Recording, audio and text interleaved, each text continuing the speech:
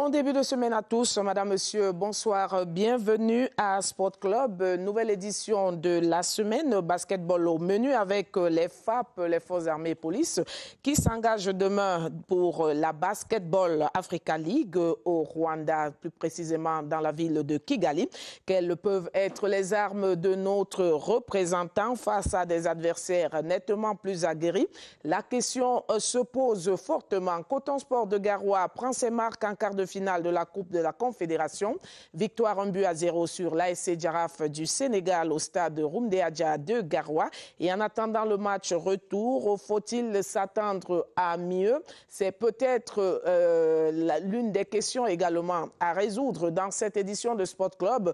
Le débat du jour porte sur le modèle d'organisation de nos clubs en ce qui concerne le football professionnel, société anonyme ou encore club à caractère unipersonnel ou même communautaire. Nos consultants sont là pour apporter les éclairages sur la question. Ils sont deux ce soir. Emmanuel Bankolo est là, bonsoir.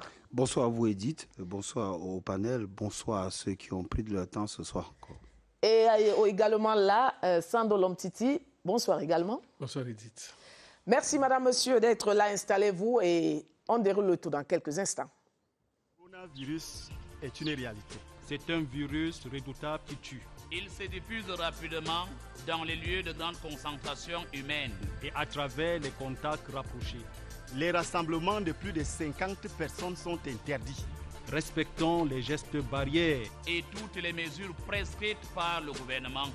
Il y va de notre vie à tous. En cas de non-respect, vous vous exposez aux sanctions prévues.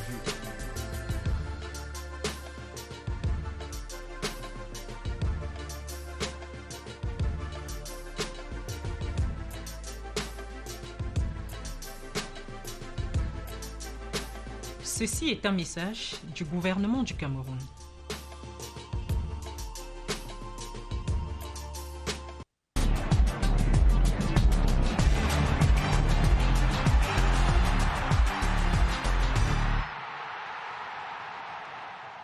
Bienvenue une fois de plus. On ouvre cette édition avec la pause actu et d'abord le basketball et la Basketball Africa League qui se déroule à Kigali. Le représentant camerounais, à savoir les Forces armées police. Notre ambassadeur reprend donc ses marques demain sur le plancher de Kigali et aura match face à l'AS Salé du Maroc. L'équipe des Forces armées police est donc logée dans un groupe assez relevé avec le Petro Atlético de Luanda et l'AS Police du Mali et l'AS Salé du Maroc. Ce sera la toute première participation des FAP à ce rendez-vous de la balle orange.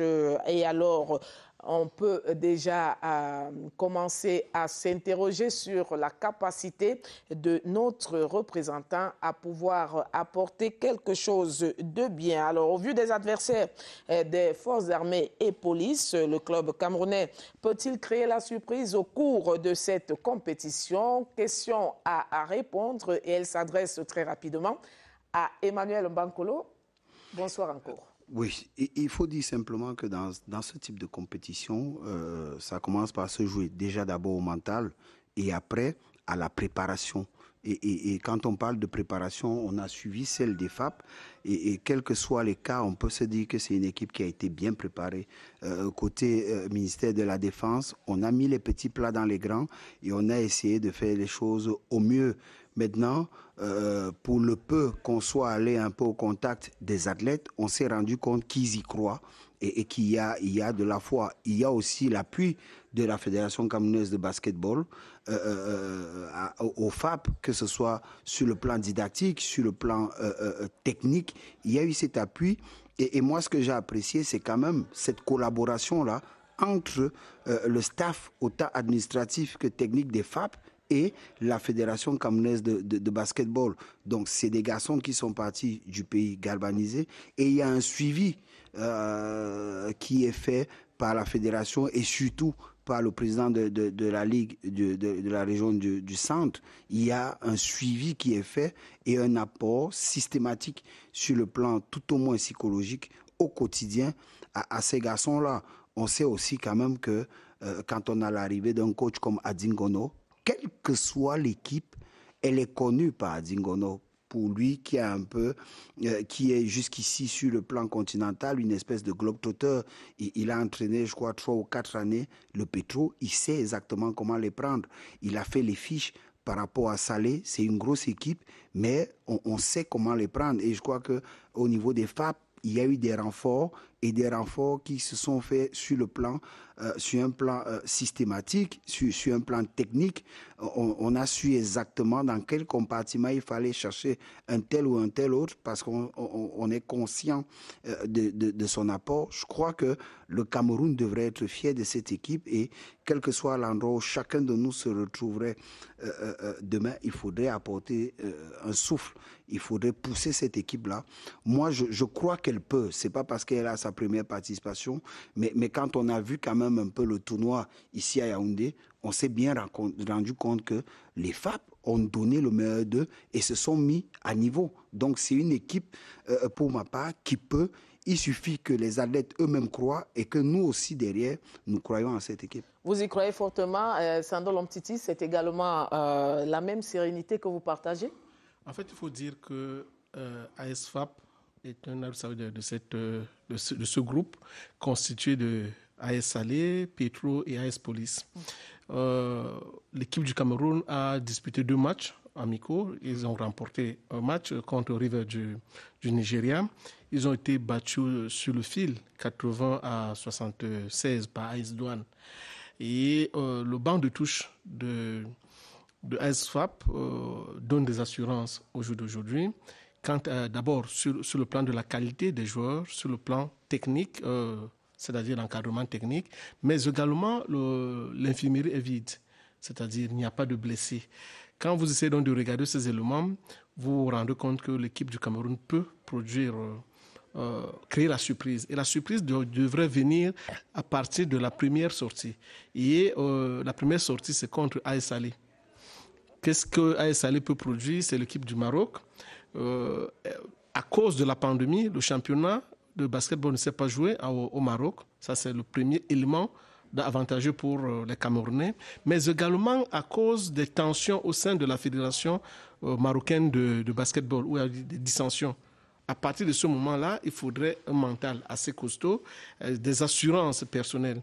Oui, l'équipe du Cameroun part dans cette compétition dans l'optique d'apprendre. C'est sa première participation, mais elle ne va pas également en victime résignée, c'est-à-dire je viens apprendre et tout. Dès qu'elle aura gagné, si tel est le cas, et notre souhait avec les statistiques, si elle gagne le match contre AS Salé, elle est à 50% rassurée de son passage pour l'autre cap. Donc, je ne pense pas qu'il y ait des raisons réelles d'être inquiet. Il faut tout simplement respecter l'adversaire et tenir compte des consignes de l'entraîneur.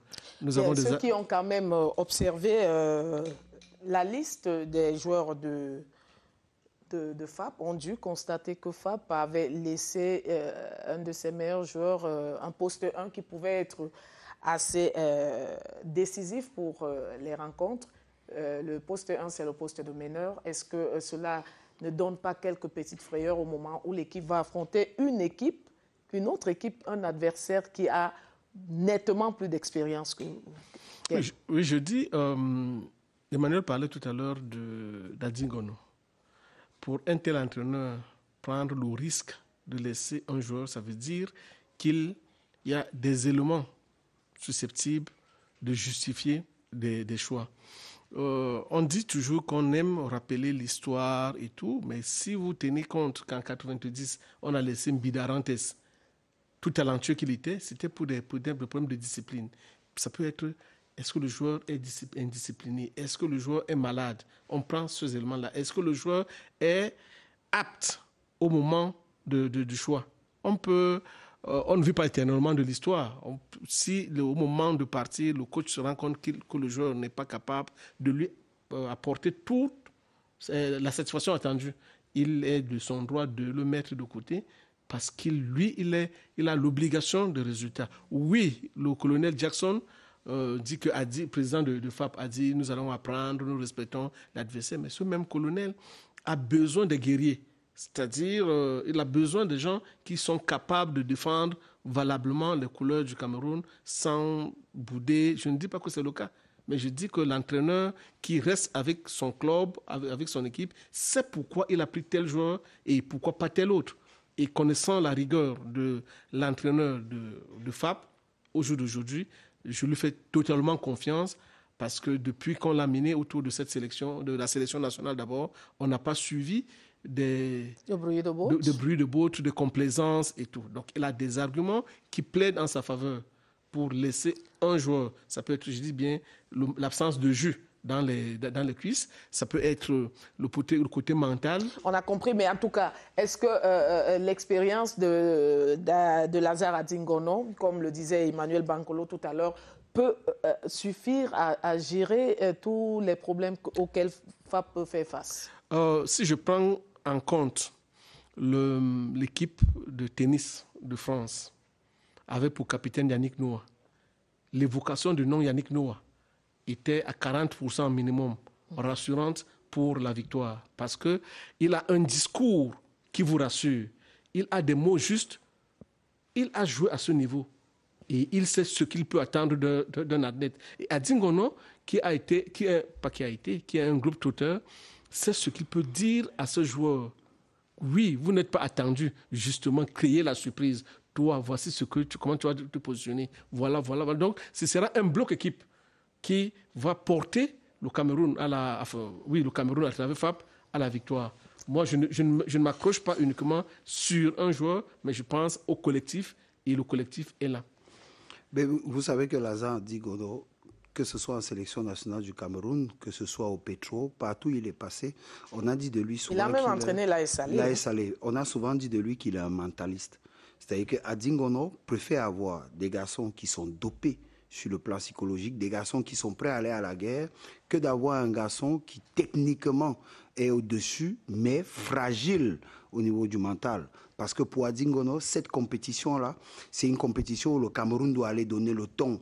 Par conséquent, il faut aller avec des garçons qui ont la force d'effacer dans leur esprit le nom du club adverse et des joueurs qui constituent ce club-là. Maintenant, il y a d'autres éléments encore, c'est-à-dire que nous, on n'est pas à l'intérieur, mais est-ce que le joueur, le meneur, répondait un peu au style d'Adingono?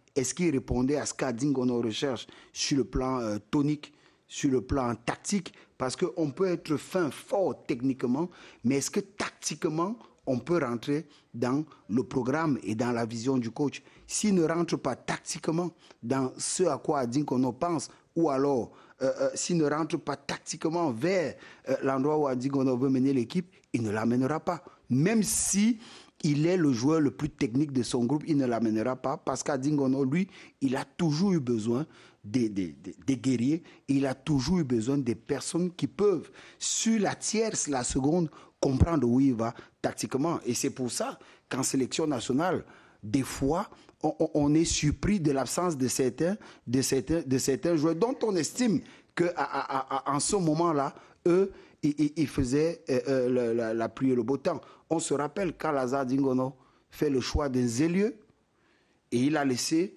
je crois, Boumtché ou je ne sais pas trop quoi. Et alors, tout le monde a crié, mais sauf que Zélieu, dans cette compétition-là, quand il est arrivé, il a été le meilleur joueur de notre sélection nationale. Donc, c'est un peu ça, Adingono. Il faut le comprendre et il faut lui faire confiance. Maintenant, il est le capitaine du bateau FAP. Il sait où il veut mener AS FAP. C'est lui le juge de l'opportunité. On le suit, mais quand on le connaît un peu, on sait que ces choix-là, ces choix sont de bons choix. Parce qu'Adingono, c'est jamais quelqu'un qui peut faire le choix simplement pour s'amuser autour. Il aime tellement la victoire, il adore tellement le basket et il aime le Cameroun qu'il ne peut pas faire de choix fantaisistes, je ne pense pas. Alors comment on peut aborder ce genre de compétition quand on est novice, comme c'est le cas pour les FAP? Ben, vous savez, des fois, ce type de compétition, c'est un avantage pour vous. Pourquoi? Ce sont les autres qui ont la pression. Vous gagnez FAP a un élément avec lui, c'est qu'il est dans sa première participation. FAP Bougagne, c'est un exploit. À partir de ce moment, ceux qui ont la pression, ce sont les adversaires de FAP. Donc ici, et c'est ça aussi Adingono, il va pousser les garçons à jouer de manière totalement libérée. Totalement libérée. C'est-à-dire que Il y a des victoires des FAP qui surprendront certaines personnes, mais pour ceux qui connaissent Adingono, ça ne surprendra pas. Il va rentrer dans cette brèche-là, celle de savoir que toutefois que vous gagnerez, ce sera un exploit. Toutefois qu'on vous gagnera, ce sera quelque chose d'assez normal. Conclusion, les autres, c'est eux qui auront la pression. Et par votre jeu, vous allez encore leur ajouter de la pression. Et c'est en cela que je crois qu'il va être difficile pour les clubs comme Salé et Petro. Ça va être très difficile face à la SFAP.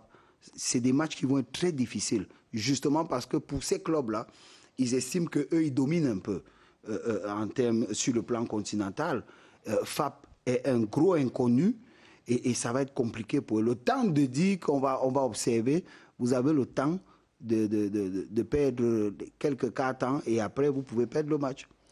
Alors, Sando, cette compétition qui est organisée par la NBA en partenariat avec FIBA Afrique, est-ce que ça représente quelque chose de spécial pour les joueurs quand même? Suffisant oui. Pour les motiver en tout cas. C'est comme si on vous disait qu'une compétition est organisée par la FIFA en partenariat avec la CAF. Ça veut dire que vous avez un élément de visibilité. Oui, la NBA, ce n'est pas la FIFA du basket, mais c'est là où se joue le meilleur spectacle possible au monde de basket, avec tous les grands noms possibles, avec les meilleurs entraîneurs possibles. Donc, si on vous invite sur une telle table, c'est à vous de savoir vous tenir parce que c'est un élément de visibilité. La publicité de la compétition passe à travers presque toutes les grandes chaînes au monde aujourd'hui, en Asie, en Europe, en Afrique et en Amérique. Donc, ça veut dire que les joueurs doivent se mettre en vitrine pour pouvoir mieux se vendre leur pays. Et pourquoi pas taper à l'œil d'un entraîneur qui pourra vous prendre, pas forcément peut-être en NBA, mais dans des autres grands championnats, dans les autres grandes équipes. Donc, ce sont des joueurs qui sont là maintenant, qui doivent se jeter à l'eau pour mieux s'exprimer de manière relaxe, mais alors de manière très technique et très engagée.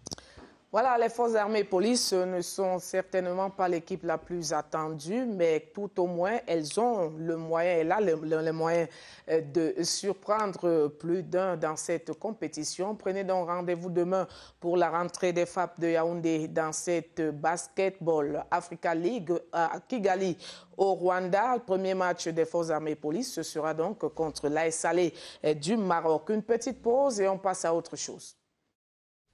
Le coronavirus est une réalité. C'est un virus redoutable qui tue. Il se diffuse rapidement à travers les contacts rapprochés. Évitons la surcharge dans tous les moyens de locomotion publics et privés. Respectons les gestes barrières et toutes les mesures prescrites par le gouvernement. Il y va de notre vie à tous. En cas de non-respect, vous vous exposez aux sanctions prévues.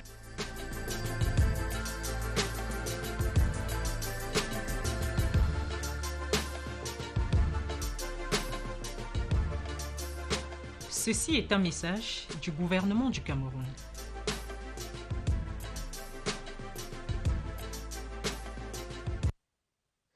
D'une compétition à une autre, il n'y a qu'un pas. On part du basketball pour le football et là, on parle de la Coupe de la Confédération 2021. Coton Sport de Garoua prend une légère avance sur l'ASC Jaraaf du Sénégal. Le match aller des quarts de finale de cette compétition, c'était dimanche dernier, donc hier au stade Rumde Adja de Garoua. Le club camerounais s'est donc imposé à 1-0 face aux Sénégalais.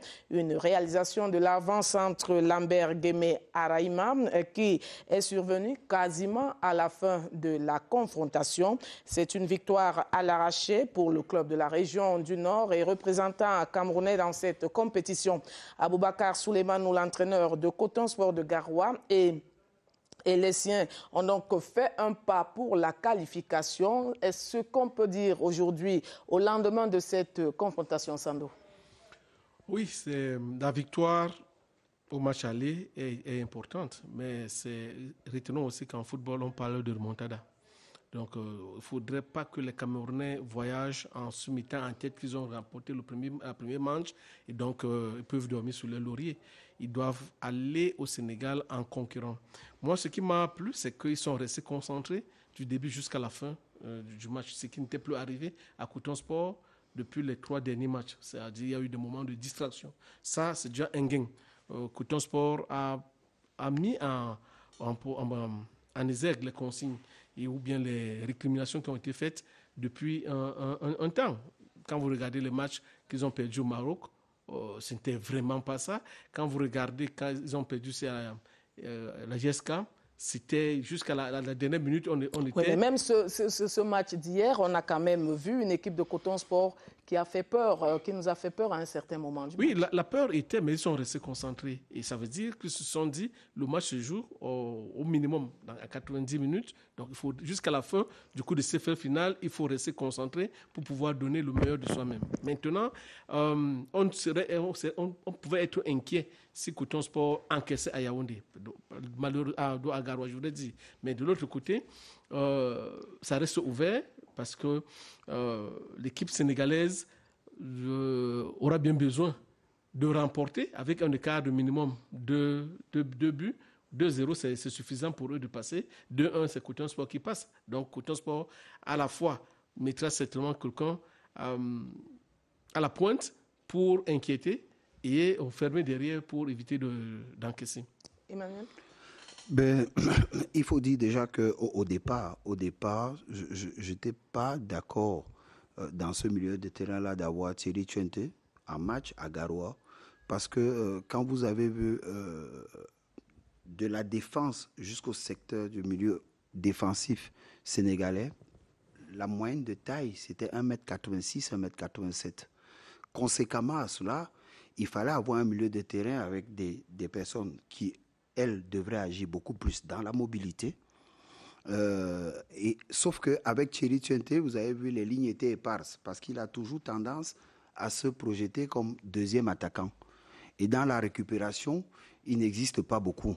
Quand il existe, c'est sur les balles arrêtées, que ce soit sur le plan offensif, sur le plan défensif. Je comprends que le coach Aboubakar ait voulu jouer justement sur ce deuxième point-là, le fait de ce que lui peut aller à la bataille sur les balles arrêtées, offensivement en se disant on peut marquer sur une balle arrêtée, défensivement en se disant il peut défendre, mais son axe central a une bonne taille.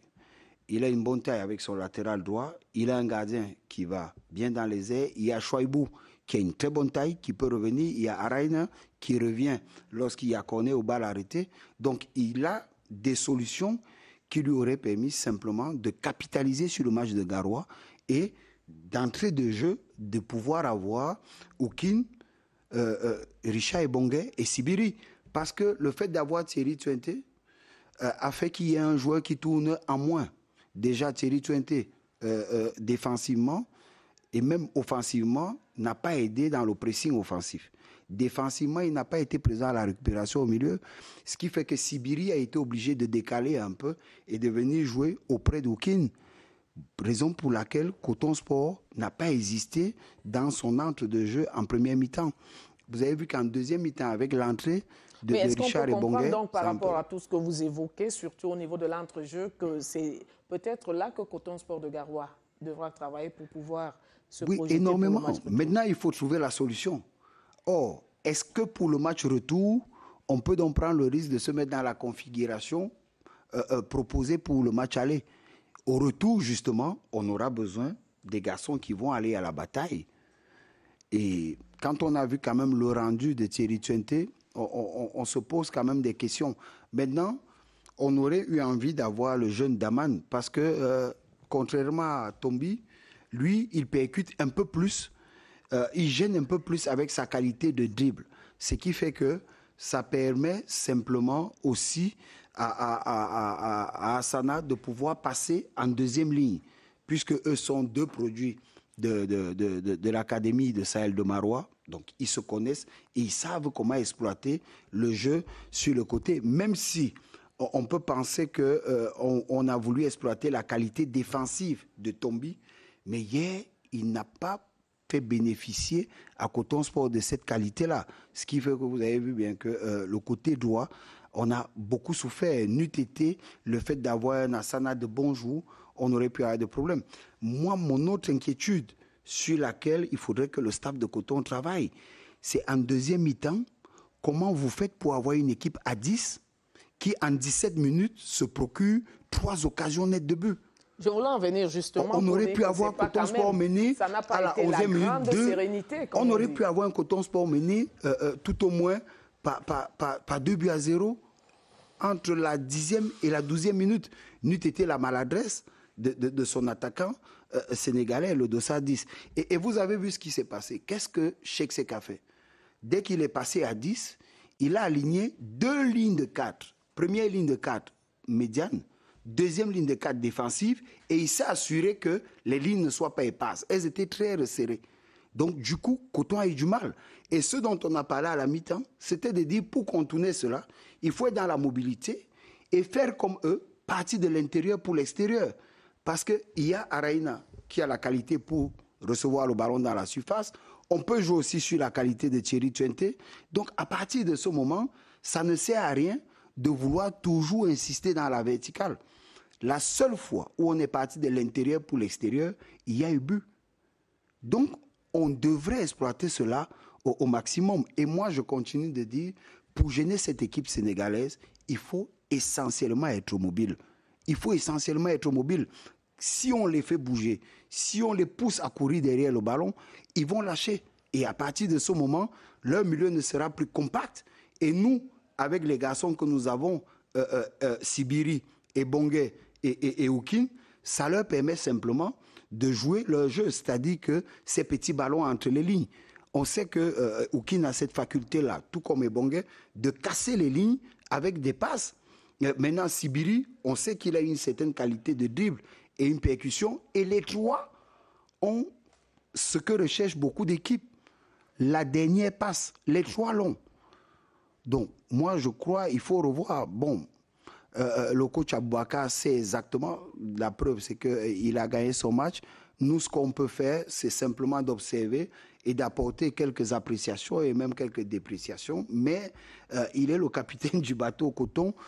Camerounais que nous sommes, on ne peut pas nous garder par devers nous ce qu'on peut apporter. Donc, c'est de notre droit et de notre devoir d'apporter tout cela, et à lui d'aller chercher dans ce que nous disons ce qu'il y a de bien et de relâcher ce qu'il y a de mauvais. Mais nous, notre devoir, c'est de l'endroit où nous sommes, de participer et de pousser le Coton autant qu'on peut. Sando Lomtiti. Nous ne sommes que les observateurs. Il y a un coach formé, un coach formé et un coach de métier. C'est lui qui évalue ses joueurs, qui sait comment il va les utiliser. Et nous avons la satisfaction que Coton Sport a gagné son premier match à Garoua. Donc, le coach saura jouer avec un certain nombre d'éléments. Déjà, il y a un joueur en moins pour ce qui est de l'équipe du Sénégal, parce que être titularisé, ça veut dire que vous avez quelque chose... Il connaît, c'était un cadre de leur milieu de terrain. C'est sur lui que repose le jeu de Djaraf dans ce milieu de terrain. Donc, je crois que c'est, tel que Sando vous l'évoquez, c'est justement un avantage pour Coton. Oui, ok. Je voudrais dire que c'est un avantage à capitaliser. Le coach va essayer de mettre notre joueur pour pouvoir contourner Coton Sport de Garoua. Mais nous, si on joue compact, mais en évoluant en groupe, je pense qu'on va plus créer la surprise là-bas. Nous avons la chance de nous qualifier pour la demi-finale. C'est à nous de rester concentrés et de montrer qu'on est capable de faire quelque chose. Maintenant, Coton Sport devrait aller tirer quelque chose dans son histoire. C'est la seule équipe camerounaise qui a atteint les demi-finales 3 fois, ou tout au moins depuis 2000. Et donc, ça veut dire qu'elle a du contenu, malgré les générations. Il y a des joueurs qui évoluent ensemble depuis les centres de formation, qui se comprennent à demi-mot. Il faudrait tout simplement prier que l'infirmerie soit vide et que l'équipe voyage dans les conditions réelles. Maintenant, il y a des autres détails qui échappent par moment au club camerounais. Quand vous voyagez, ce n'est pas de gaieté de cœur forcément, ce n'est pas parce que le Cameroun est une terre d'accueil que vous allez arriver là-bas, on va vous donner un thé, vous prenez, vous allez laisser les ventilateurs ou bien les climatiseurs allumés dans vos chambres d'hôtel. On ne sait pas ce qui va se passer. Même les boissons que vous allez prendre, il faudrait essayer d'éviter. Donc, il y a beaucoup de choses qu'il faudrait prendre en compte. Je vous donne un exemple très rapidement. En 2005, lorsque le Cameroun joue les éliminatoires de la Coupe du Monde, qualifié pour la Coupe du Monde de 2006, l'État du Cameroun a fait voyager des gens parce qu'on tenait compte d'un certain nombre de manquements. Qu'est-ce qui est arrivé, Edith? C'est qu'on a découvert des micros et autres dans des chambres, dans la salle de conférence où on voulait avoir des informations. Ces éléments-là ont été ramenés au pays. Donc, on n'a pas pris l'eau de ce côté, on n'a pas allumé les climatiseurs, on n'a pas allumé un certain nombre de choses. Parce que même dans les chambres d'hôtel, rassurez-vous, il peut se trouver qu'il y a des micros. Le match, ce n'est pas que sur le terrain. Ce n'est pas que sur le terrain. Ouais. Donc, il faudrait que les Camerounais prennent toutes les dispositions nécessaires. On a vu l'équipe de la Côte d'Ivoire arriver ici, elle était logée au Hilton, mais ils n'ont même pas bu l'eau que le Camerounais leur ont donnée. Bon, donc, nous aussi, il faudrait qu'on apprenne à voyager. Il y a beaucoup de choses qui se disent dans ce cadre-là. Je ne dis pas que c'est ce qui va se passer. Il y a beaucoup de choses qui se disent dans ce cadre-là. Vous avez une ambassade qui doit prendre toutes les dispositions pour pouvoir bien vous accueillir, vous donner un espace de convivialité et prendre les dispositions, y compris même pour ce qui est du bus dans lequel vous allez voyager durant votre séjour du côté du Sénégal. Donc, le match, ce n'est pas seulement sur le terrain. Il y a plusieurs autres compartiments qui sont des comportements sérieux qu'il faudrait intégrer si on veut se qualifier pour la demi-finale. Et dites en 10 secondes, il y a un autre élément important, c'est celui sur le plan psychologique. Vous avez vu la fin de match, beaucoup de tension. Donc, dès l'entrée en jeu, ça va être un match où il y aura énormément de tension. Ce qu'il va falloir faire, c'est qu'il faudrait qu'autant le staff technique de Coton que les joueurs, qu'on soit à niveau zéro. On doit être un bloc de glace, quel que soit ce qui viendra de l'arbitre, quel que soit ce qui pourrait venir des adversaires, quels que soient les mots qui pourraient venir des bancs de touche, on devrait être un bloc de glace. Ou même le comportement des ramasseurs de balles. Même les comportements des ramasseurs. Il faudrait travailler cela, se dire qu'on va au Sénégal pour une mission capitale et on revient. Il faudrait être un bloc de glace parce que ce sont des éléments qui font partie du jeu. Si un joueur vous pousse à prendre un carton rouge, on ne peut pas lui en vouloir. Ce sont des éléments qui font partie du jeu. Maintenant, il vous appartient à vous d'être un bloc de glace. Et il appartient au staff technique sur le banc de touche d'être ce bloc de glace-là. Parce qu'il faut le savoir, ces jeunes-là, si vous n'arrivez pas à vous contenir, alors vous allez leur transmettre votre énervement qui, pour eux, se transforme en élément de pression. Et ça peut les sortir de leur match. Donc, il appartient à tout le monde de pouvoir se dire, nous allons pour une mission essentielle et nous devons tous être un bloc de glace, quels que soient les mots. On sait que notre mission, c'est ramener la qualif, on se limite essentiellement à cela. Voilà, on espère que le message va passer et qu'on reviendra ici le 26 au soir pour avec une qualification pour les demi-finales de la compétition. On se retrouve après ceci. Let us accept the new changes in our lifestyle. Do not be part of the propagation. Let us respect the measures put in place by the government to protect ourselves as well as those around us. Violation of these directives is punishable.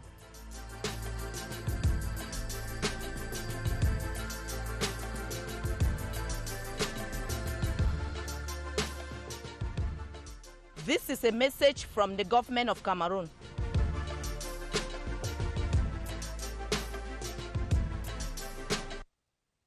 Voilà pour ce qui est de Coton Sport de Garoua, mais on reste dans le sillage de nos clubs camerounais et parler maintenant des demoiselles. Le championnat d'élite a redémarré, phase de retour et 12e journée qui a donc vu les positions se maintenir en tête comme en queue de classement et en tête du classement donc Awa Football Filles de Yaoundé qui mène la barque mais qui partage le fauteuil avec Louvre Minprof et bien bien sûr Amazon FAP de Yaoundé.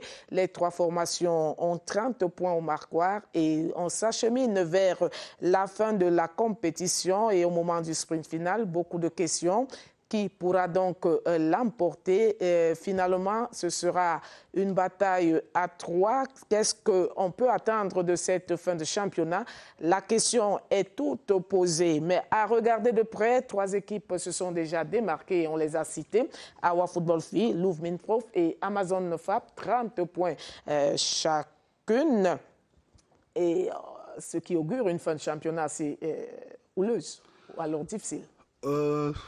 Oui, difficile un peu pour des clubs classiques comme Louvre qui ont l'habitude simplement à ce moment de la compétition d'être sacrés déjà championne. Mais maintenant, c'est une fin de championnat qui est un plaisir pour les footeurs et qui démontre à ce qu'il y a un certain nivellement qui s'est mis en place. Et ça vient aussi dire que côté football féminin au Cameroun, ça a beaucoup avancé. On a beaucoup progressé. Donc, qu'on ait des équipes comme Awa qui soient là à mener la cadence depuis les premières journées, c'est intéressant.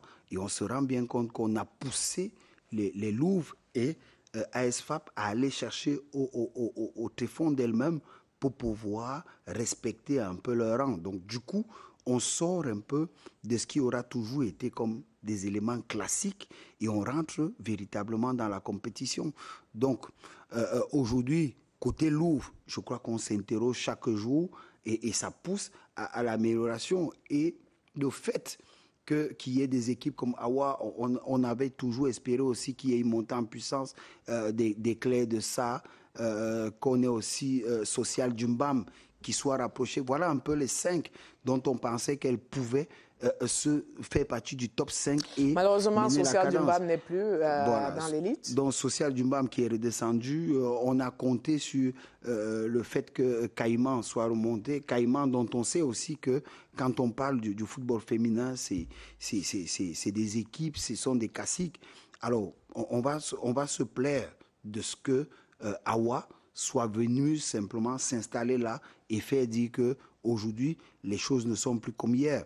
Et c'est important quand même parce qu'on se rend aussi compte qu'au-delà du travail mené par la présidente de la Ligue et le fait qu'elle soit allée chercher une société citoyenne, convaincre ces sociétés de venir dans le football, il y a le fait aussi qu'elle soit allée convaincre la FIFA d'avoir un regard vers le Cameroun, un regard entre guillemets particulier parce que la FIFA a quand même renfloué les caisses du football féminin au Cameroun. Et ça... Est-ce que vous avez l'impression que ces clubs jouissent véritablement de ce que la FIFA a apporté?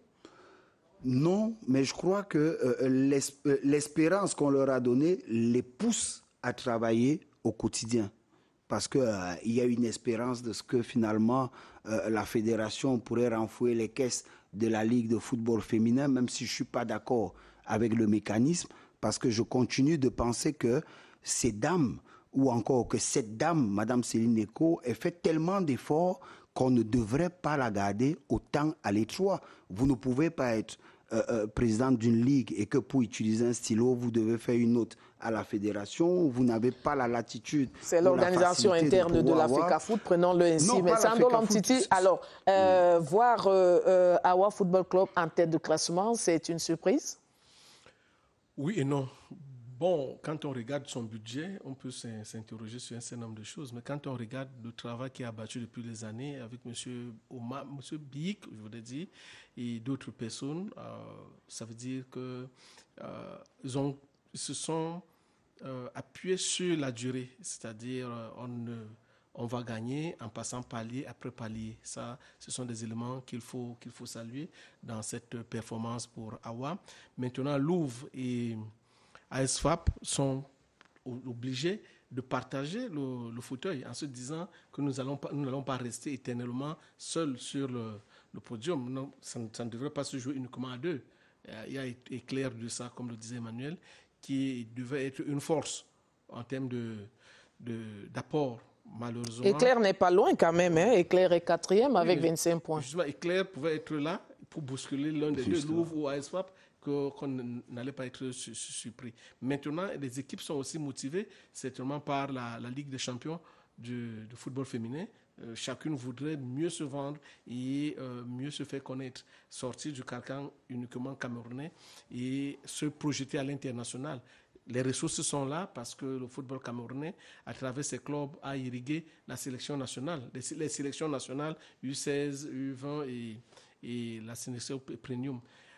Il y a autre chose qu'il faut saluer, la témérité des présidents de ces clubs. Quand on sait que le football féminin n'apporte presque rien au niveau des clubs et qu'on voit des gens en longueur de journée se dépenser, aller s'endetter pour pouvoir s'offrir ce régal, ça veut dire qu'ils ont retenu une leçon partant de 2005, disons ça comme ça, ou 2015, je voudrais dire, avec notre participation au Canada, où le football féminin a pris de l'envol. On a ressenti les retombées avec la CAN de 2016 que nous avons organisée et la participation à la Coupe du Monde U16 en Jordanie en 2016, justement.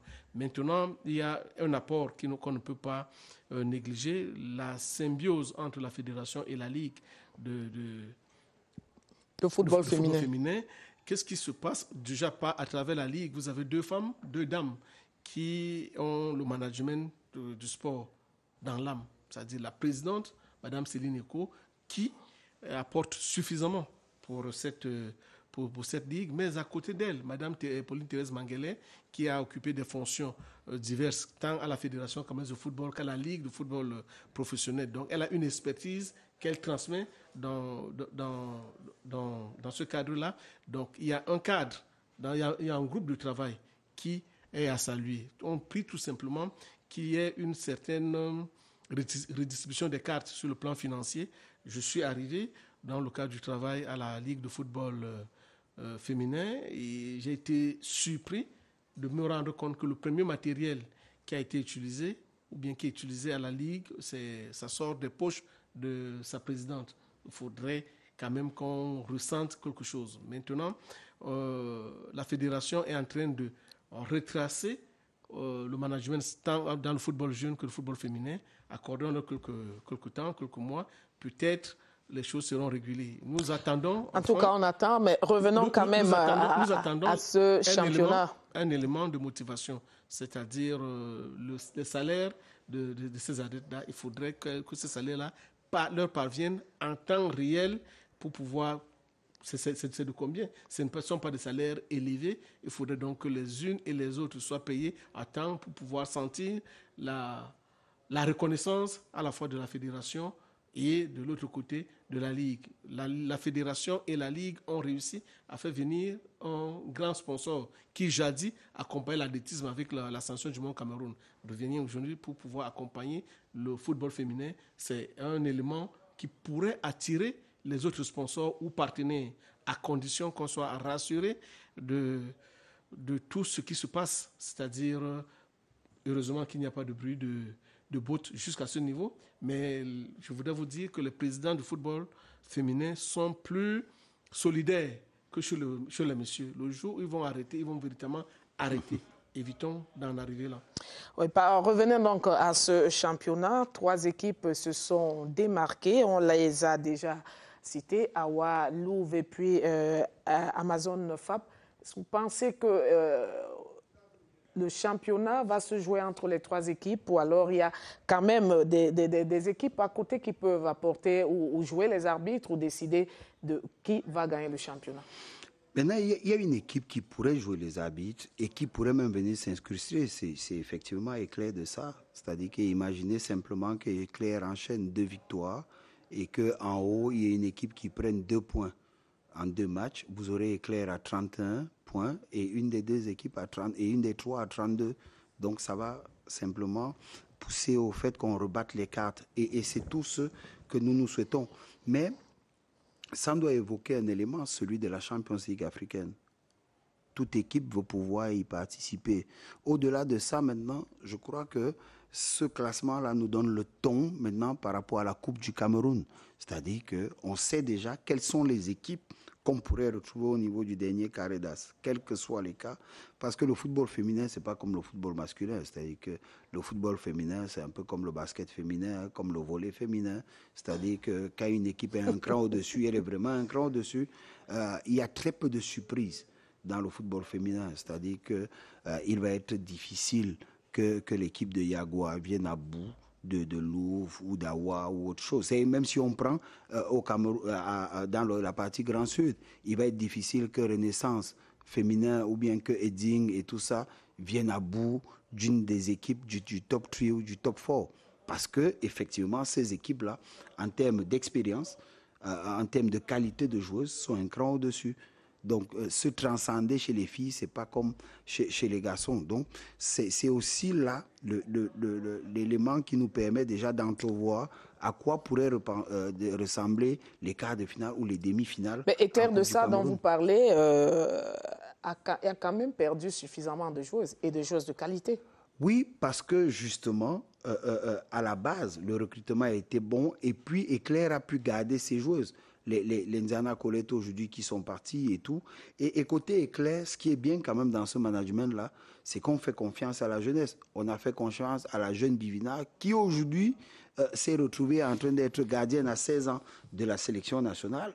Donc, quand on met des joueuses dans des dispositions psychologiques qui leur permettent d'exploser et quand on entretient aussi au mieux les joueuses, parce que côté Éclair, il y a un salaire qui passe quand même. Il y a un salaire qui passe. Éclair a bénéficié, je crois, de 30 millions de francs CFA de la part de l'international camerounais André Onana. Donc, c'est venu booster quand même le travail qui était déjà mené par le staff administratif de l'Éclair sur le terrain. Donc, moi, je crois aussi que ces éléments externes-là, ces personnes du football, ces icônes du football, vivantes encore et encore en activité, qui rentrent comme ça, qui apportent un peu. Si on peut en avoir 3 ou 4 qui viennent essayer de ramener leur jeune sœur vers le haut, ce serait bien aussi. Je crois que, j'espère qu'il pourrait avoir 4 ou 5 autres joueurs encore en activité qui suivent simplement un peu la voie tracée par André Onana par rapport au football féminin. Je crois que ça ferait changer un peu les choses sur le terrain. On a annoncé justement l'arrivée de Jacquet Ada dans cette équipe d'Éclair de ça, suffisant pour pouvoir bousculer cette hiérarchie à 3 qui est déjà si bien installée. Seule, elle ne sera pas le Zorro du football féminin au Cameroun, mais elle a de l'expertise qu'elle pourra apporter et ensemble, parce que c'est un sport collectif, ensemble, et Éclair de ça pourra retrouver la place qu'on lui souhaite, c'est-à-dire être dans le top 3 de ce championnat. Mais dites-moi, je suis assez intéressé, je l'ai dit un peu plus tôt, je suis assez intéressé par l'implication des présidents. On a vu ce qui est un fait rare, c'est-à-dire les clubs qui étaient reconnus avec le football masculin, se sont impliqués maintenant pour pouvoir créer des sections féminines. Et il faudrait saluer cela parce que déjà qu'on n'a pas de moyens pour pouvoir accompagner le football masculin, mais on se dit, on évolue comme les autres, comme Lyon, comme Paris Saint-Germain, comme Barça et autres, en ayant des sections féminines. Je salue Renaissance, Canon, Tonnerre, Edding, APGS, Fortuna, Caïman et autres. Vraiment, tous ces présidents-là sont à saluer. Il y a Union de Douala qui sont à saluer par rapport à l'ensemble de leur œuvre. Tout en espérant que ce ne sera justement pas une sorte de photo qu'on met juste pour qu'on voit. C'est effectif. Elle participe au championnat. Sur le terrain, ce sont les équipes qui jouent. Maintenant, comment font-ils? Il faut aller voir dans le fond aussi. Oui, dans le fond, l'idée première déjà, c'est de créer. Il faut saluer cette idée-là, ils ont créé. Maintenant, est-ce que les joueuses reçoivent forcément les gros salaires? Que non, il ne faut pas attendre ça de ces présidents parce qu'ils n'ont pas ces moyens. Ils ont eu l'idée, il faut l'accompagnement à la fois de la Fédération camerounaise de football et du sponsor qui a été trouvé. À partir de ce moment, vous allez voir que ce sera un élément d'émulation. Ils ont cru, ils ont lancé, d'autres présidents, d'autres clubs vont suivre pour pouvoir mettre sur pied des équipes de football féminin. Pourquoi pas Coton Sport de Garoua? Pourquoi pas les autres? Je crois qu'il faut saluer le travail qui est abattu en ce moment au Cameroun pour le football féminin. Dans l'ensemble, je salue tous les partenaires du genre parce que ce n'est pas donné. Et il faudrait faire rêver des gens. Il y a quelques années, ce n'était pas facile de laisser croire à un parent que sa fille doit courir derrière le ballon. C'est fait. Depuis 2015, les gens rêvent de voir leurs enfants, leurs filles jouer au football comme d'autres jouent au volleyball depuis des années, d'autres jouent au basketball depuis des années, des filles parlant. Donc je crois qu'il faut saluer cet élément et demander aux uns aux autres, les entreprises qui tiennent encore les pieds, de suivre les pas de Guinness. On ne peut pas se refuser de citer le nom de ce sponsor qui accompagne le football féminin. Alors, fin de championnat, comment est-ce que vous l'entrevoyez? Ce sera très difficile et c'est ça qui fait le charme de ce football-là. Emmanuel a bien fait d'évoquer une équipe du top 3 qui fait juste deux matchs nuls et Claire de ça gagne ces deux matchs. L'écart sera d'un point. Et qui vous dit qu'une équipe de top 3 qui fait 3 matchs nuls et que Éclair de ça gagne ces 3 matchs, pourquoi pas Éclair va entrer dans le top 3? Donc ça veut dire qu'il faut rester concentré. Et jusque-là, dans le football féminin, je ne pense pas qu'on ait senti l'odeur de vente de matchs ou d'achat de matchs ou de corruption. C'est assez propre. C'est assez propre sur le plan sportif. Et on ne peut que soutenir et encourager la Ligue de football professionnel et la Fédération camerounaise de football. Allons donc voir comment va finir cette compétition, le championnat national de football féminin, avec ces 3 dinosaures en tête, Awa Football Club, Amazon FAP et puis Louvre Minprof. 3 équipes qui devraient se battre pour le sprint final et remporter peut-être, l'une d'entre elles sera peut-être sacrée au cours à la fin de la compétition, comme ça a été le cas. Mais l'année dernière, quand même, on a vu Awa Football Club être sacré et puis détrôné à la fin, on ne sait pas trop. Peut-être c'est l'année de la revanche. Oui, c'est l'année de la revanche et on comprend pourquoi côté Awa, on reste concentré, on est très sérieux. On se dit qu'il ne faudrait pas retomber dans les mêmes travers que l'année dernière et c'est important. Elles ont certainement appris la leçon qu'il fallait et que le match qui se déroule en ce moment pour le titre de champion de Cameroun 2021 pourra être peut-être à leur avantage. On se retrouve tout de suite après.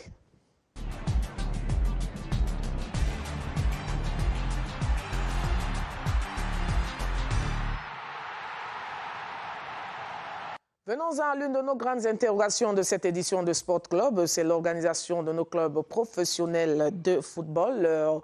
On a vu plusieurs modèles, les clubs communautaires, clubs à caractère communautaire, une tendance qui disparaît un tout petit peu pour laisser la place aux clubs unipersonnels ou encore aux clubs en société anonyme d'après les prescriptions de la Fédération camerounaise de football et même de la Ligue de football professionnel lorsqu'elle était encore en activité. De toutes les façons, le domaine, plusieurs modèles sont déjà proposés et toujours est-il que le résultat n'est pas toujours celui qui est attendu. Alors, quel est le modèle qui sied le mieux à nos clubs? C'est la question que je pose à nos consultants. Emmanuel Bankolo.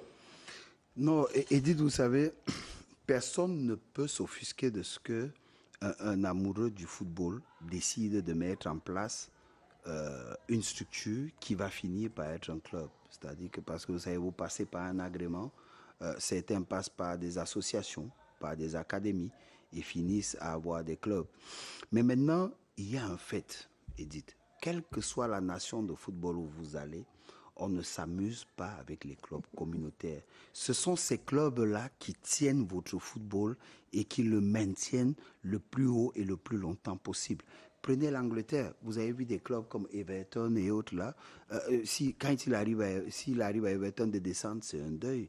Comment vous faites en Angleterre aujourd'hui pour penser que vous pourriez laisser aussi simplement que des résultats sportifs vous ramènent Manchester United, Manchester City, Liverpool, Arsenal, Everton, Tottenham et même aujourd'hui Leicester qui s'installe comme étant des cadeaux. Que ces clubs-là redescendent aussi facilement? Non. Au Cameroun, il faut qu'on comprenne effectivement les choses.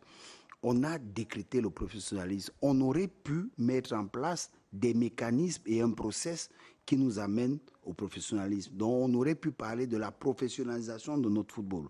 Maintenant qu'on a décrété le professionnalisme, ce n'est pas pour cela qu'on devrait penser que les clubs communautaires devraient disparaître. Parce qu'il y a certains qui le pensent et qui vous disent que si un club communautaire n'a pas les moyens, que celui qui a les moyens avance. Pourquoi on a un regain de forme dans notre championnat aujourd'hui? C'est le fait que les clubs comme le Canon reviennent un peu en surface. Parce que toutefois que vous avez ces clubs communautaires-là qui se sentent ou qui se portent au mieux, tous les autres font des matchs face à ces clubs communautaires-là, des matchs sérieux. Parce que ce sont ces clubs-là qui portent l'histoire de notre football, qui portent notre football. Et à des moments, je me dis souvent, est-ce qu'on ne pense pas, pour ceux qui ont en charge la gestion et l'administration de notre football, est-ce qu'on ne pense pas à se dire que le fait d'avoir la disparité dans les gradins, le fait d'avoir comme un désintéressement à notre football, peut découler de ce que ces clubs-là, en qui beaucoup se reconnaissent, sont en train d'être peut-être martelés ou encore ne reçoivent pas assez l'appui. Prenez, quel que soit le département ou la région, vous prenez, vous n'avez pas Aigle de Nkonsamba, vous n'avez pas Diep d'Inkam, vous n'avez pas Koyi de Marois, vous n'avez pas Entente de Ngaoundéré, vous n'avez pas Étoile Filante de Garoua, vous n'avez pas, je veux dire quoi, Dynamo de Douala. Vous n'avez pas Dynamo de Douala, vous n'avez pas Fédéral de Fumban. Est-ce que vous voyez un peu le fleuron de notre football? Imaginez-vous un seul instant, moi je ne dis pas que si les clubs ne sont pas bons, il faut les pousser. Vous n'avez ni Oryx, vous n'avez pas Caïman. Donc, encore moins le Léopard. Est-ce qu'on ne peut pas penser un modèle qui permette à ces clubs-là de revenir tout au moins vers la Ligue 2 et que... Justement, on va essayer de trouver un élément. Sando Lomtiti, Emmanuel Bankolo sort sur une question importante. Doit-on imposer, par exemple, un modèle d'organisation à nos clubs? Oui, en fait, il faut partir de 3 points. Le modèle associatif, que vous appelez club communautaire. Il y a des sociétés anonymes à objets sportifs. Et là, il faut saluer la mémoire de Antoine de Padoue et Sumbayinga, qui, lorsqu'il avait lancé, d'aucuns avaient pensé que c'était trop de la bureaucratie. Et on se souvient des procès au niveau de Kounou, où on voulait l'évincer. Dieu merci. Et Sumbayinga a gardé la tête haute et il a montré le chemin, bien qu'il ne soit plus là aujourd'hui.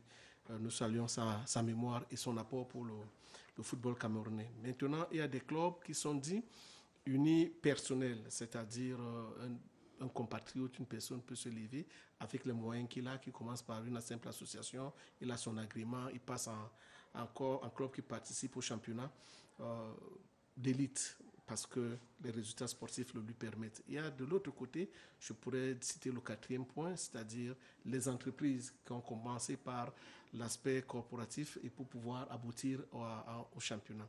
Tous ces éléments-là doivent tout simplement être encadrés pour pouvoir produire des bons résultats, pas seulement sur le terrain, mais également en termes de visibilité. Je prends le cas de la France. Vous avez un monsieur, un grand monsieur, Jean-Michel Aulas, qui a cru à son rêve, qui a acheté le club avec les entreprises qu'il a pu créer tout autour et qui a offert à la France et à l'Europe un modèle. Un beau club, l'Olympique Lyonnais.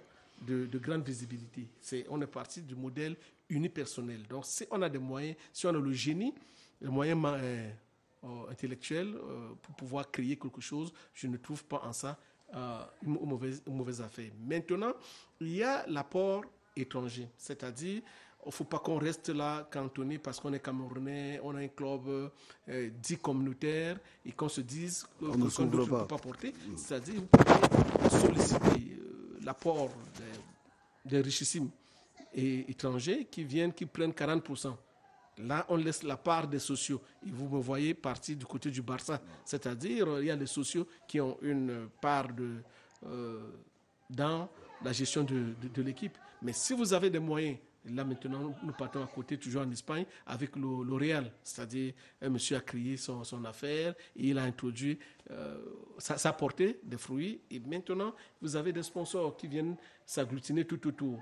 Donc, il n'y a pas un modèle figé qui puisse réussir. Tout simplement, ce qu'il faudrait lire, c'est le sérieux dans le modèle qu'on s'est choisi. Maintenant, vous avez... Je reviens à ma question. Oui. Doit-on imposer un modèle? Non, il n'y a pas un modèle, c'est le sérieux qui importe. Il y a eu des clubs communautaires qui ont fait le beau temps du football camerounais et qui, de par leur management, n'ont pas réussi à s'imposer sur le plan de la ville. Je prends un exemple.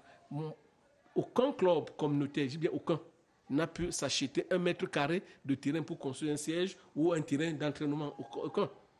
Prenez Léopard, Oris, Caïman, Dynamo de Douala, Canon de Yaoundé, Tonnerre, Fédéral, aucun club, Vipère de Ndiki, des clubs qui ont marqué l'histoire du football camerounais, Piment de Bayangam, aucun club.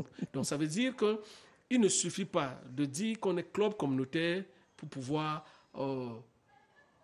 être au soleil. Prenez une équipe qui est communautaire, qui a l'avantage, ça il faudrait le dire et insister là-dessus, d'être la seule équipe d'un département à l'ouest, c'est Bamboutos de Mbouda. Quand vous allez dans l'Ondé, vous avez plusieurs équipes. Vous allez dans le Honkam, vous avez plusieurs équipes. Or, de l'autre côté, Bamboutos de Mbouda est la seule équipe du département. Bon, ça veut dire, vous avez un fils du coin qui fait dans le transport, le transport. Lui seul pouvait même dire, OK, je greffe mon image au club. Je donne tel montant d'argent pour que le club vive. Et moi, maintenant, j'ai une visibilité tant nationale qu'au niveau communautaire. Malheureusement, ce n'est pas le cas. Parce que les gens viennent dans les clubs communautaires pour s'accaparer de la présidence ou bien des postes de responsabilité en se disant les élites vont cotiser.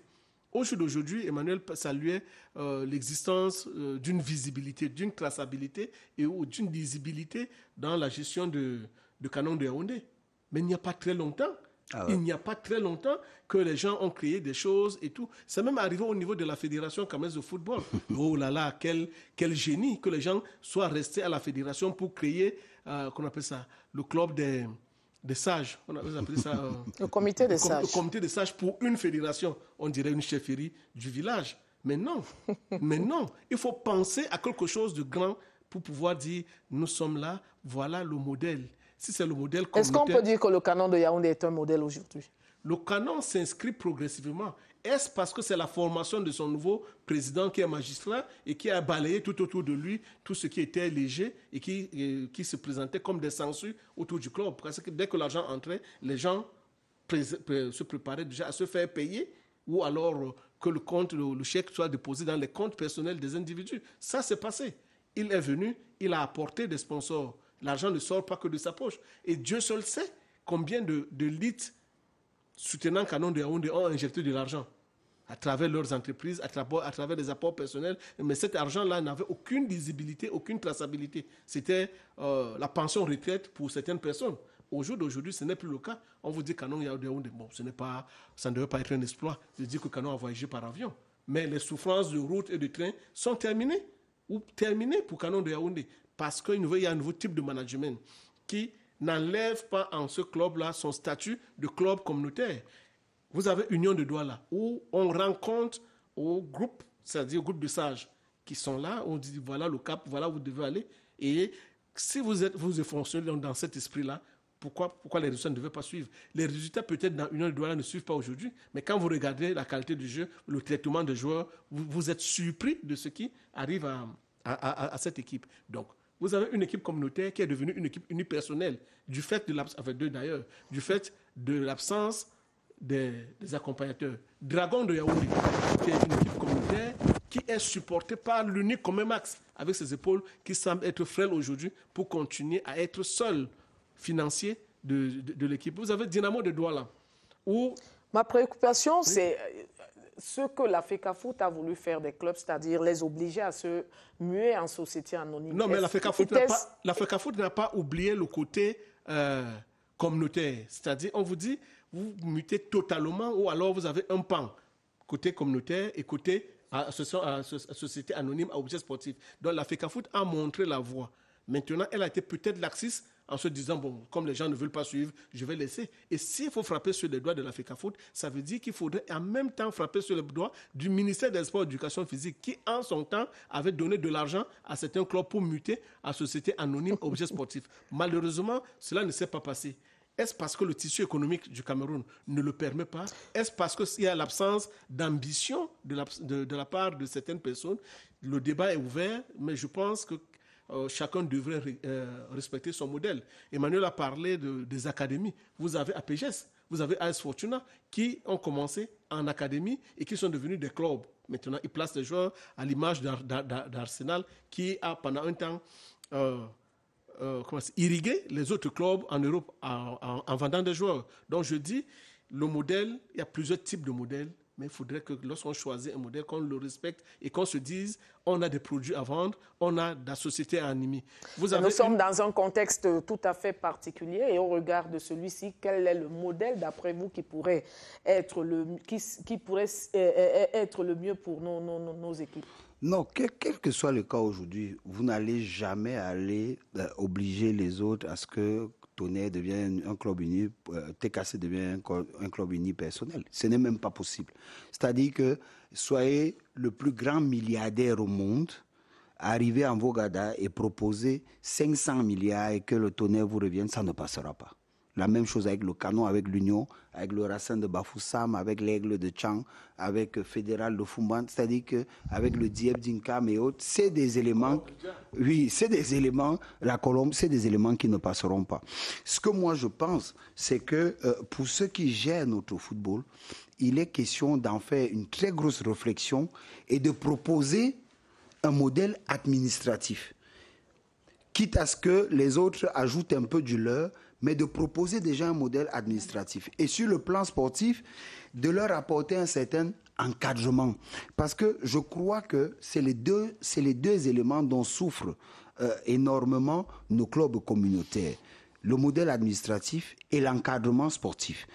Vous savez, ces clubs-là veulent souvent avoir un type d'entraîneur, mais n'ont pas les moyens. Donc, ceux qui gèrent le football peuvent leur assurer, via la DTN, un type d'entraîneur. Et quand je parle d'encadrement, c'est quoi? Ce n'est pas les pousser, mais c'est de leur apporter les rudiments qui leur permettent de revenir à un certain niveau. Parce que, Edith, imaginez-vous que vous ayez Aigle de Nkonsamba en Ligue 2. Est-ce que vous imaginez un match à Douala, Aigle de Nkonsamba contre Oryx, ou même en Nkonsamba? Un match Aigle contre Oryx, même si on déplace le match à Loum. Mais est-ce que vous vous imaginez ce que ça fait? Ceux qui vivent encore et qui ont connu en 69, 71, les Mbappé Lépé, les EPT Maurice et autres, mais ils feront le déplacement.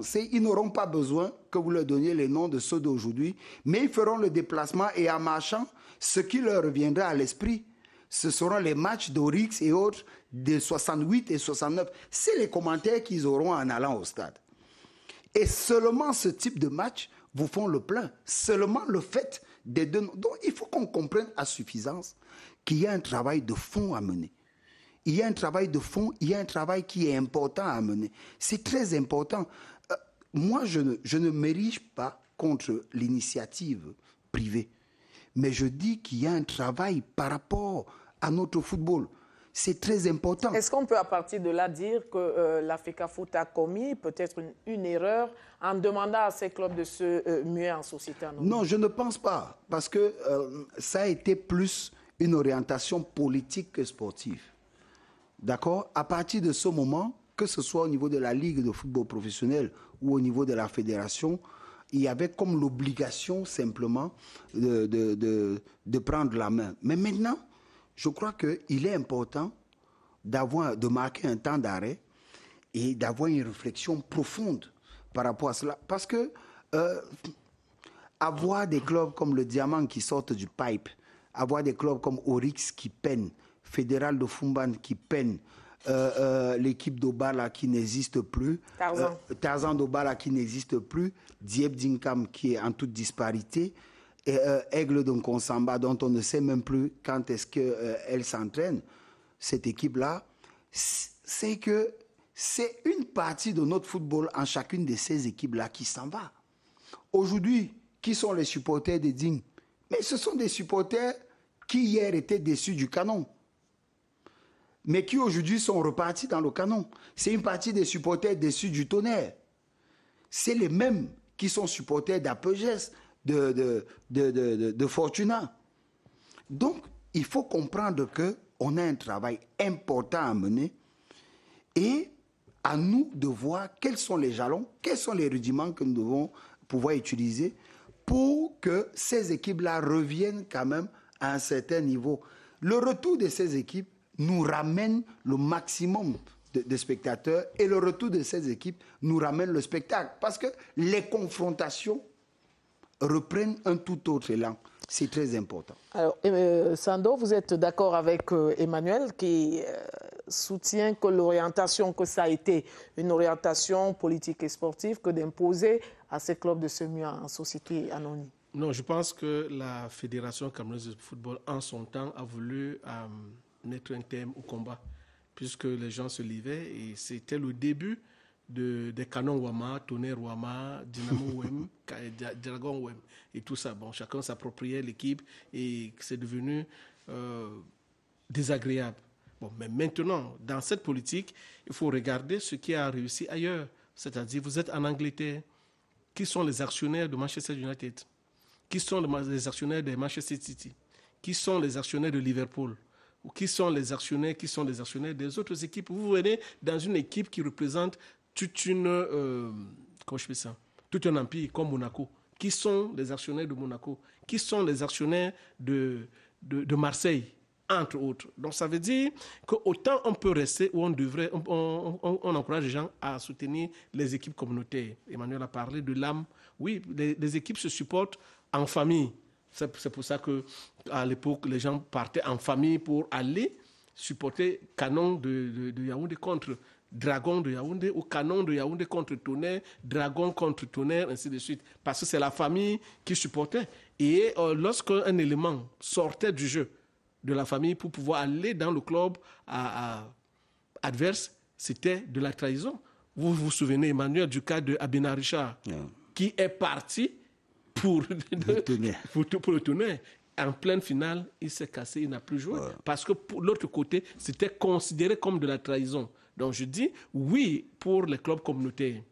Maintenant, il faut une organisation qui permette aux clubs de ne pas être indigents ou il faut attendre forcément qu'une élite... C'est ce que j'appelais l'encadrement. Ce que Sando évoque, c'est ce que j'appelais l'encadrement. Qui peut venir pour une partie de la fédération, mais qui devrait aussi venir pour une grosse partie même de l'intérieur de ces clubs-là aussi. Ça, il faut le dire. Vous avez vu qu'au niveau du Canon, avec l'arrivée du nouveau président, il a fait un recrutement massif et sérieux dans la jeunesse, qui, elle, est venue avec sa dynamique sur le plan marketing. Aujourd'hui, vous avez des achats des produits de Canon en ligne. Il y a des gens qui viennent au siège faire des achats. Et tout cet argent-là permet à Canon de mieux se mouvoir, permet aux jeunes d'avoir le prime d'entraînement, le prime des matchs. Le Canon, aujourd'hui, joue des matchs à 70 000 francs CFA de prime. Ça, je ne sais pas si on l'a vu avant les 25 dernières années dans le Canon, mais c'est des exploits. Et quand des garçons vous enchaînent 2-3 matchs, seulement leur prime de match leur permet de supporter leurs besoins sans aller chercher leur salaire. Et en plus encore, c'est que dans le Canon, les salaires passent. Donc, c'est des éléments qui permettent aussi d'améliorer la performance, cela. Mais ce que moi je dis, c'est que ces clubs-là qui portent l'âme de notre football devraient nous pousser à une profonde réflexion, devraient nous pousser, à proposer des modèles, 2, à pousser les uns et les autres à rentrer Emmanuel, si vous permettez, quels que soient les modèles qu'on peut proposer, tout est dans le comportement des individus. Souvenez-vous quand même que Canon Yaoundé a eu Lokeren, qui balançait 300 millions par an, mais c'est là que les problèmes sont nés. Il y a eu le canon de Maître Nguini, le canon d'Abega, et le canon de Manga Ongene. Il y a eu 3 canons. Est-ce que l'argent est devenu le démon? Est-ce que les gens avaient une visibilité, et ainsi de suite? Que non. Maintenant, vous avez une équipe dont le président est un exploit camerounais. C'est-à-dire, il a été joueur, il est devenu entraîneur, il est aujourd'hui président et il porte l'équipe abandonnée par une communauté. Je parle de Dynamo de Douala, où Sinkote a été joueur dans l'équipe. Sinkote est devenu entraîneur et il est devenu directeur sportif et enfin président. Bon, les élites qui étaient là ont passé le temps à se battre. Même l'unique femme qui a réussi l'exploit, parce que dans le football camerounais, vous avez eu 3 dames qui ont dirigé le club communautaire. Céline Eko avec Canon de Yaoundé, Madame Courtès avec Panther et Dinali avec Dynamo de Douala.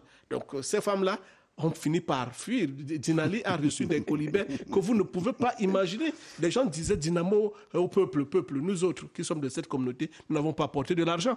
Donc pour pouvoir soutenir l'équipe communautaire, tout simplement parce que vous ne saviez à qui envoyer l'argent, auprès de qui acheter quoi que ce soit. Il faudrait donc que les clubs communautaires puissent se structurer avec le côté communautaire. Saint-Étienne de fait, qui n'est pas moins dans le championnat professionnel en France. Il ne faudrait pas qu'on se limite à imiter l'Occident d'un coup pour un point, mais ne pas imiter ce qui a réussi de l'autre côté dans le management de leur football. Je continue à dire, la Fédération camerounaise de football est certainement à blâmer sur un certain nombre de choses, mais elle a réussi tout au moins à encourager, à amener les uns et les autres, même dans le côté merchandising. Je me souviens que le président Iya Mohamed, en son temps, avait ouvert un truc en ligne. On dit, vous vous inscrivez, voici comment ça va se passer, ça va vous apporter de l'argent. Les clubs camerounais n'ont pas suivi. Il a essayé en son temps encore de mettre le football, c'est-à-dire, vous êtes un club d'élite, vous devez avoir des catégories inférieures. Même là, ça n'a pas suivi. Or, au jour d'aujourd'hui, on est appelé à avoir des catégories inférieures pour pouvoir irriguer la sélection première. Donc, peut-être qu'il faut remettre les dirigeants de clubs à l'école du management. Ça, il le faut, y compris les clubs communautaires. Vous avez vu, quand on a placé... Beaucoup plus. Sur ce point-là, petit pays, Sando, c'est beaucoup plus les clubs communautaires qui ont besoin de ça. À peine il a pensé quelque chose qu'on l'a mis de côté. Racine de Bafoussam, avec un Gompé, qui est un grand chef. Malheureusement, il n'a pas pu impulser quelque chose. Racine de Bafoussam n'a pas de terrain. Vous allez compter tout ce monde-là. C'est parce que c'est dirigé comme des chefferies. Vous n'avez pas à dire quelque chose. On attend plus du club qu'on devrait faire pour tout à fait. Nous. Aujourd'hui, je vois les efforts que fournit Bendeka avec Léopard. Mais est-ce qu'il va véritablement arriver avec... Il y a des élites, mais elles apportent quoi? Les élites n'ont pas à craindre parce que vous dirigez une entreprise. Vous pouvez souscrire. Votre entreprise peut être sponsor et ça rapporte quelque chose. Là, au moins... Mais quand vous évoquez Bendeka et Léopard, je me rappelle que j'ai fait un tour à Douala dernièrement et ça a fait rigoler des gens autour de moi, mais moi, ça m'a choqué. J'ai entendu des jeunes de Deido, ils ont une nouvelle appellation pour le léopard et moi, je trouve ça pas sérieux du tout. Ils appellent Léopard Makossa. Et moi, je trouve quand même que c'est choquant parce que quelqu'un comme Bendeka décide, pour l'amour qu'il a de sa communauté et de ce club-là, de venir mettre et de ses moyens et de son temps et que ce soit ça qu'il reçoive en retour, je trouve ça choquant quand même. On évoquait tout à fait le fait d'une certaine organisation, le fait d'une certaine vision. Ce qui a manqué aux communautaires, c'est justement dans cette brèche-là qui est rentré, que c'est engouffré.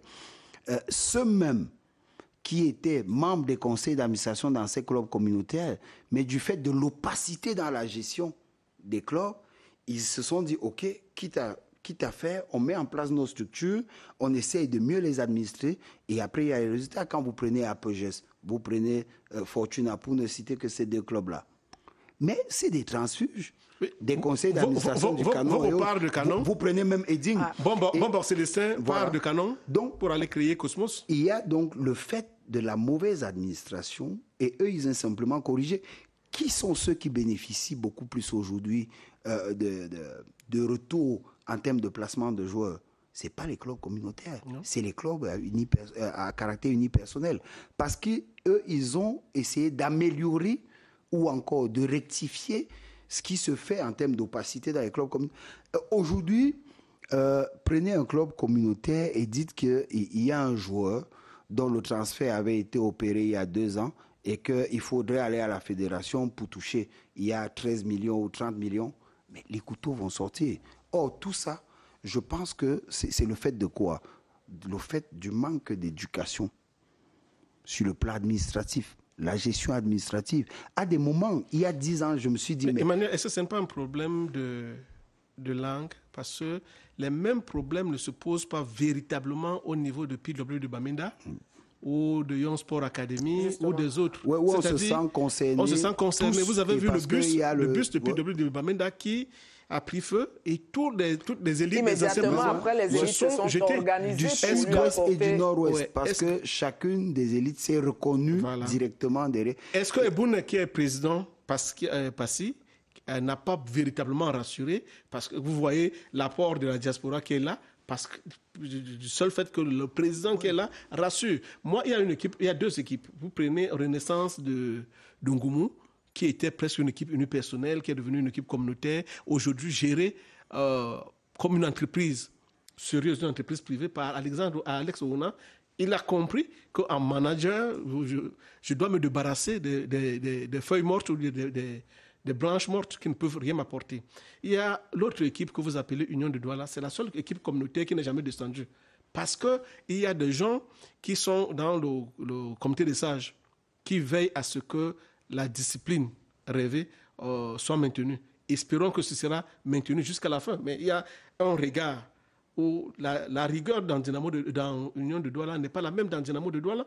Vous essayez de regarder. Le désordre qu'on a vu dans Canon ne pouvait pas être dans Union de Douala. Donc, le modèle communautaire peut rester et devrait rester pour pouvoir encourager les gens. Mais il faudrait qu'il soit amélioré. Une rigueur, il faudrait qu'il soit amélioré et il faudrait quand même que les autres, les uns et les autres, pensent à une ouverture. Et je crois que progressivement, on est en train d'aller vers l'ouverture. On est en train de se dire qu'on peut avoir un très grand supporter du Canon qui soit quelqu'un de Garoua ou de Maroua. Pas qu'il soit essentiellement quelqu'un de Yaoundé. Le président de Canon de Yaoundé qui est venu de...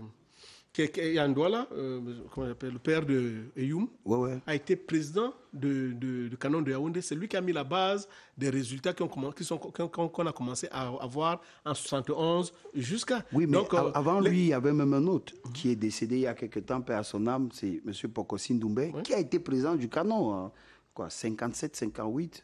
Et vous avez M. Kouete, c'est le secrétaire.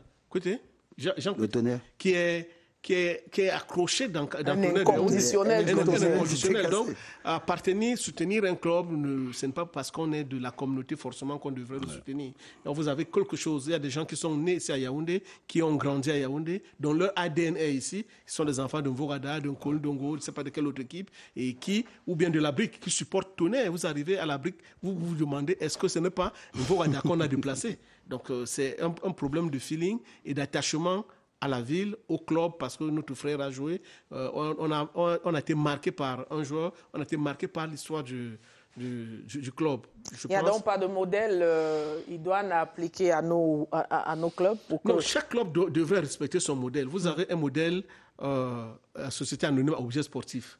Vous mettez des experts qui vous accompagnent dans le management. Vous avez un modèle communautaire, ok. Vous mettez le côté communautaire, mais le côté associatif, mais le côté entreprise, parce que c'est ce côté entreprise qui vous permet justement d'avoir des sponsors et autres. Donc il n'y a pas un modèle figé pour lequel on devrait. On a le côté académie avec APGS, Fortuna et autres, qui est en train de prospérer aujourd'hui. Vous avez les Ndom qui ont créé leurs équipes. Vous avez, comment vous appelez, en équipe unipersonnelle, vous avez M. Fetcher, Edzing, entre autres, qui sont des clubs presque personnels. Vous avez le club entreprise avec Coton Sport de Garoua, qui a été stabilisé. M. Iya Mohamed a réussi l'exploit de mettre sur pied un club bien structuré, qui a ses infrastructures, qui n'a rien à demander à qui que ce soit. Donc, il y a UMS, mais l'un des clubs qui m'impressionne le plus, sincèrement, moi je suis fan un peu de l'administration de ce président-là et de comment il a pensé, c'est Stade Renard. Parce qu'il a fait du club de football un partenaire de certaines de ses structures et le club de football reçoit des royalties par rapport aux bénéfices générés par ces structures. Donc moi, j'ai trouvé cette administration-là exceptionnelle. Et Stade Renard, depuis 3 ans, j'essaie de les suivre, est l'un des rares clubs où vous n'entendez pas parler de problèmes de salaire.